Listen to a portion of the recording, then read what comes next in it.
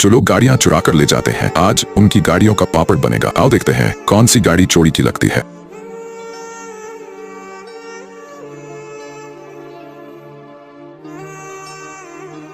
अरे यही तो चोरी की गाड़ी है। लेकिन इसे देखने से पहले बेटा, मुझे देखकर इग्नोर मत करना। इस बार जो भी परीक्षा में पास होना चाहता है मैं उसे पास कर दूंगी, लेकिन तुम्हें भी मेरा एक काम करना होगा। तुम्हें इस वीडियो को लाइक करना होगा, चैनल को सब्सक्राइब करना होगा और इसे अपने 5 सच्चे दोस्तों के साथ शेयर करना होगा। और मेरे बेटे, जाते जाते कमेंट में सरस्वती माँ लिख देना। अब देखो, इस गाड़ी का पापड़ बन गया।